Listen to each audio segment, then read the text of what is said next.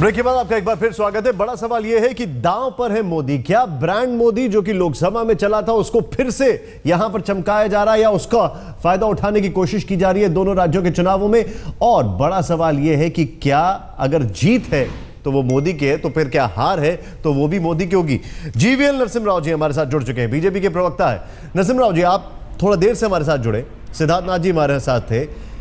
एक बड़ा सवाल यह खड़ा हो रहा है कि मैं हाइपोथेटिकल सवाल पूछ रहा हूं, जीत है तो नरेंद्र मोदी के ब्रांड की, लेकिन अगर हार है तो क्या वो भी नरेंद्र मोदी की होगी?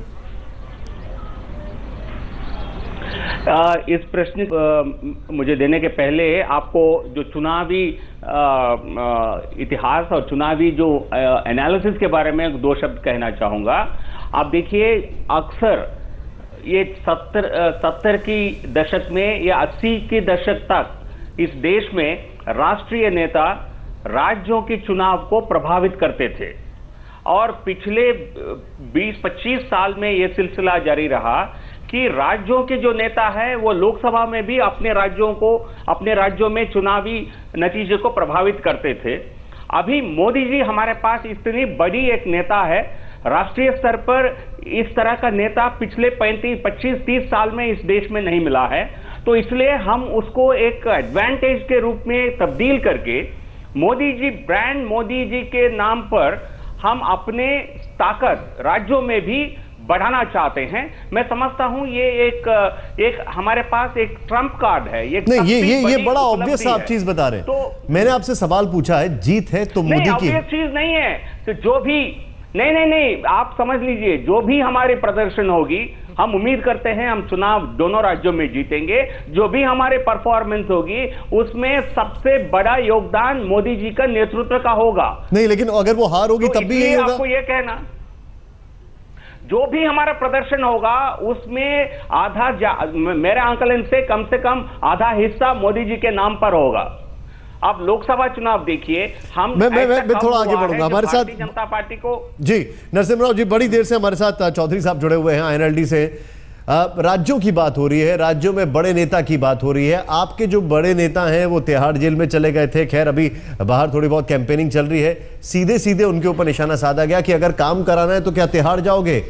मोदी जी ने यह कहा, आपकी प्रतिक्रिया? सबसे पहले तो मैं ये बताना चाहता हूं कि बीजेपी का ब्रह्मास्त्र मोदी जी हैं और आज जो करनाल में चुनावी रैली हुई है वो ब्रह्मास्त्र खारिज हो गया है। यमुनानगर में देश के गृह मंत्री राजनाथ सिंह आए हुए थे, उनको वहां काले झंडे दिखाए गए हैं। आज से 2-4 दिन पहले नारनौल के अंदर आपके राष्ट्रीय अध्यक्ष अमित शाह जी की रैली थी, मुश्किल से 1000-1500 की हाजिरी थी। कहने का मकसद ये है, हरियाणा में बीजेपी का कोई आधार नहीं है, न था। अगर कभी कोई आधार बना तो जो देवीलाल जी ने ही बीजेपी में डॉक्टर मंगल सेन को स्थापित किया था।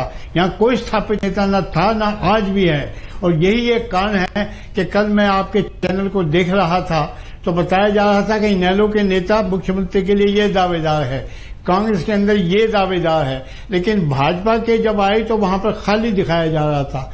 राष्ट्रीय स्तर पर ये पार्टी इस बात को स्वीकार कर रही है कि हरियाणा के अंदर बीजेपी का कोई नेता है ही नहीं। जब यहां पर कोई आधार ही नहीं है, कोई नेता ही नहीं है, तो ये सरकार बनाने का कैसे ख्वाब ले सकते हैं? यदि इस प्रदेश के अंदर कोई पार्टी है जिसने क्या 10 साल तक अपने मुख्य विपक्षी पार्टी की भूमिका निभाई है तो वो इनेलो ही है। और इनेलो ही लोगों के मैं आपसे इस चीज पर एक जवाब लूंगा। थोड़ी देर पहले प्रेम शुक्ला जी ने भी यही बात की थी। मेरा सवाल बड़ा सीधा सीधा ये है, क्या आपको राज्यों में अपना नेता चुनते चुनते इतनी देर हो गई कि आपने डिसाइड किया कि नहीं भाई, सेफ ब्रांड जो है उसी को इनकैश करो, उसी को आगे बढ़ाओ? लोकल मुद्दे जब इतने हैं तो लोकल नेता नहीं हो सकता है। यही गलती दिल्ली में भी देखी थी हमने।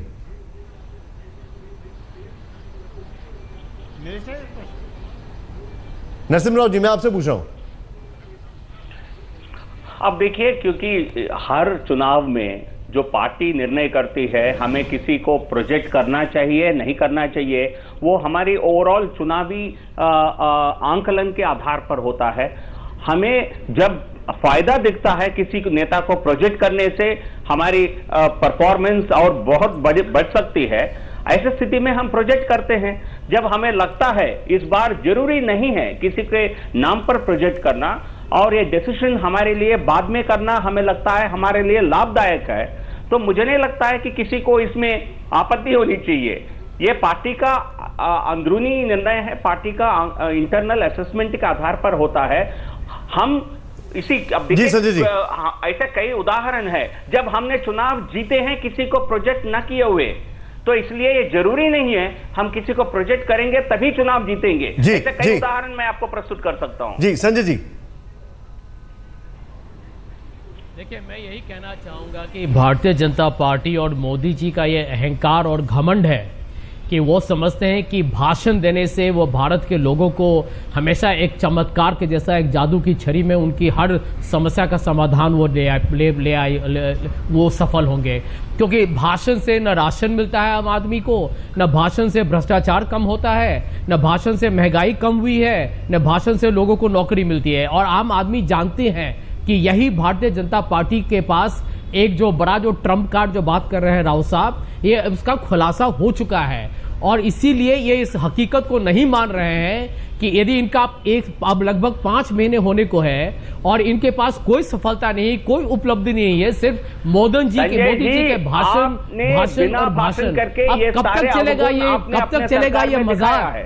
आप देश के साथ कब तक ये मजाक करेंगे राव साहब? भारतीय जनता पार्टी का ये खेल खत्म होने को है। और जैसे किसी और ने पहले में कहा है, देखिए ये वापस हम उसी दिशा में जा रहे हैं। महाराष्ट्र में नहीं है और हरियाणा में भी नहीं है। मैं रोकूंगा आप दोनों को, क्योंकि हम वापस उसी दिशा में जा रहे हैं जो अक्सर सारे ज्यादातर डिस्कशन चले जाते हैं, एक दूसरे के ऊपर आरोप लगते हैं। प्रेम शुक्ला जी, मैं एक चीज आपसे जानना चाहता हूं, अगर आपकी बात मान ली होती, अगर सीट अरेंजमेंट हो जाता, अगर उद्धव ठाकरे जी को सीएम के चेहरे के तौर पे मान लिया होता तो वो दोस्त थे, लेकिन नहीं माना तो वो दुश्मन है।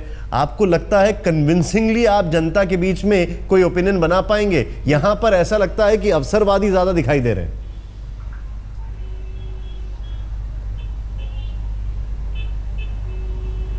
नहीं, लेकिन ये अवसरवाद किया किसने?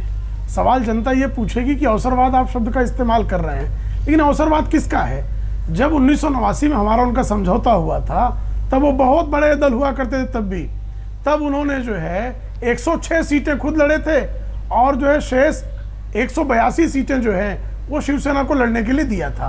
हमने 106 से उनको 119 कर दिया और खुद जो है 186 से उतरते उतरते 151 पर आ गए। तो हम तो पूरी तरह चाहते थे कि जिनको हमने प्रधानमंत्री पद पर बैठाया है उनका दल कम से कम शिवसेना जो हिंदुत्व के मुद्दे पर 2 से लेकर 282 सीटों तक आपके साथ रही, आप उसका मुख्यमंत्री कबूल करें, उसको ज्यादा बड़ा भाई माने। तो आप उसको मानने के लिए तैयार नहीं हुए। हम मित्र आपको कहते रहे और आप हमारे शत्रुओं से हाथ मिलाते रहे। शरद पवार आपको प्रिय लगते रहे, किसी जमाने में राज ठाकरे को आप प्रमोट करते रहे, नारायण राणे को जो है नागपुर बुलाकर भोजन कराते रहे, तब भी हमने आपकी वफाओं की कसम खाई।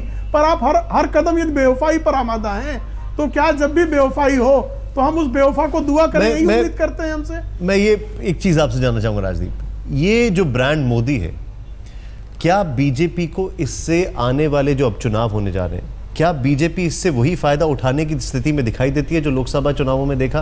क्योंकि आज हमने सोनिया गांधी की रैली देखी थी, लोकसभा के मुकाबले काफी ज्यादा भीड़ दिखाई दे रही थी। वो तो भीड़ तो इकट्ठा हो सकती है रैली में, लेकिन सवाल आपने बड़ा अच्छा पूछा है, क्योंकि इस चुनाव में जनरल इलेक्शन में लोग चुन रहे थे कि नेता कौन चाहिए मुझे केंद्र में, प्रधानमंत्री कौन चाहिए।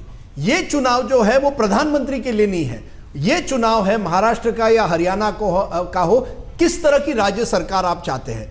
अब मोदी जी का एक तरह से लक है महाराष्ट्र में खास करके कि लोग उब गए हैं, 15 साल के बाद लोग कांग्रेस एनसीपी सरकार से उब गए हैं।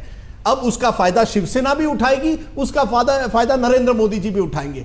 असली चीज महाराष्ट्र में है कांग्रेस एनसीपी से गुस्सा।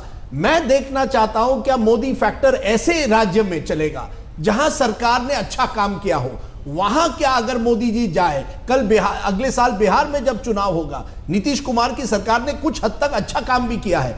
जब नीतीश वर्सेस मोदी बिहार की राजनीति में होगा, बिहार सरकार के लिए कौन आप चाहते हैं, तब मजा आएगा। तब क्या बीजेपी सुशील मोदी को प्रोजेक्ट करेगी या फिर नरेंद्र मोदी खुद जाएंगे और वो अपने आप को प्रोजेक्ट करेंगे? क्योंकि महाराष्ट्र में गुस्सा आज एनसीपी ये जो आपने पॉइंट रेस किया, मैं वापस आ रहा हूं यहाँ पे। चौधरी साहब हमारे साथ हैं कि बता रहे हैं किस तरीके से एक सवाल हमने आपसे पूछा था। एक सवाल हमारा है, विधानसभा चुनावों में मोदी की प्रतिष्ठा क्या दांव पर है? हाँ 49% और ना 51%। चौधरी जी हमारे साथ है। चौधरी जी, राज्य में चेहरा ना होना क्या बीजेपी के लिए घातक साबित हो सकता है, और क्या मोदी फैक्टर राज्य में इनके लिए काम नहीं करेगा? आपको शायद पता हो कि 2000 के अंदर जब विधानसभा के चुनाव हुए थे तो हरियाणा में बीजेपी के प्रभारी मोदी जी थे और हमारा इनके साथ गठबंधन हुआ था। 61 सीटों पर इनेलो प्रत्याशी लड़े थे और 29 सीटों पर भाजपा के प्रत्याशी लड़े थे और मोदी जी हरियाणा चुनाव के इंचार्ज थे, प्रभारी थे। तब बीजेपी को हरियाणा के अंदर 6 सीटें आई थी। 2005 के अंदर चुनाव का आप उठा के देखिए 2 सीटें आई थी। 2009 में अलग लड़े थे, इनकी 4 सीटें आई थी, क्योंकि इनका आधार ही नहीं है, ना इनके पास वर्कर है।